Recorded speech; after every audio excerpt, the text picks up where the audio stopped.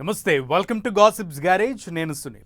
మాజీ మంత్రి కేటీఆర్ను అరెస్టు చేయాలన్న పట్టుదలతో తెలంగాణ ప్రభుత్వం ఉందా?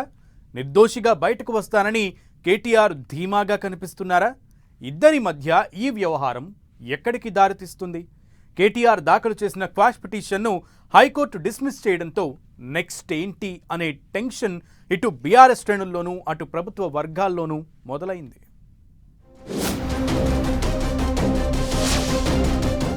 తెలంగాణ రాజకీయం ఇప్పుడు కేటీఆర్ అరెస్టు అంశం చుట్టూ తిరుగుతోంది. అన్ని రాజకీయ పక్షాలు ఏం జరుగుతుందో అని ఉత్కంఠగా ఎదురుచూస్తున్నాయి. ఎత్తులు పై ఎత్తులతో అధికార కాంగ్రెస్, బీఆర్ఎస్ రాజకీయ పావులు కదుపుతున్నాయి. ఫార్ములా ఈ కార్ రేస్ కేసు వ్యవహారం రోజుకో మలుపు తిరుగుతోంది. ఈ కేసులో మొత్తం మాజీ మంత్రి కేటీఆర్ కార్నర్ అవుతూ వస్తున్నారు. బీఆర్ఎస్ ప్రభుత్వ హయాంలో జరిగిన ఈ ఫార్ములా ఈ కార్ రేస్ వ్యవహారంలో అప్పటి మున్సిపల్ శాఖ మంత్రి కేటీఆర్ అవకతవకలకు పాల్పడ్డారని అధికార కాంగ్రెస్ ఆరోపణ. ఆ రూట్లోనే ఆయనపై పలు కేసులు నమోదయ్యాయి. అయితే అవన్నీ ఫాల్స్ కేసులంటూ క్వాష్ పిటిషన్తో హైకోర్టును ఆశ్రయించారు కేటీఆర్. దాదాపు నెల రోజులు దానిపైనే ఆశలు పెట్టుకున్నారు. కానీ చివరకు హైకోర్టు క్వాష్ పిటిషన్ను కొట్టివేయడంతో పొలిటికల్ సీన్ మారింది.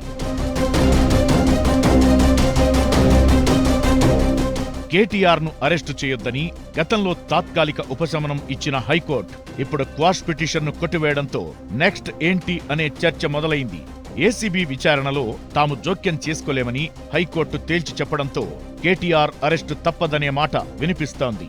అయితే తెలంగాణ ప్రభుత్వం నేరుగా కేటీఆర్పై చర్యలు తీసుకుంటుందా, లేదంటే న్యాయపరమైన అంశాలపై అభిప్రాయం తీసుకుంటుందా అన్న సస్పెన్స్ హై టెన్షన్ ను క్రియేట్ చేస్తోందన్నది పొలిటికల్ సర్కిల్స్ లో వినిపిస్తున్న మాట. ఫార్ములా ఈ కార్ రేస్ కేసులో ప్రభుత్వానికి కౌంటర్ గా ఎలా ముందుకెళ్లాలనే అంశంపై న్యాయ నిపుణులతో సీరియస్ గా కసరత్తు చేస్తోంది బీఆర్ఎస్. ఎలాంటి అవినీతి జరగలేదని స్ట్రాంగ్ గా చెబుతున్న బీఆర్ఎస్ సుప్రీంకోర్టును ఆశ్రయించడానికి సిద్ధమైనట్టు తెలుస్తోంది. ఇదే విషయమై కేటీఆర్ తన న్యాయవాదులతో చర్చిస్తున్నారని పార్టీ నేతలు చెబుతున్నారు.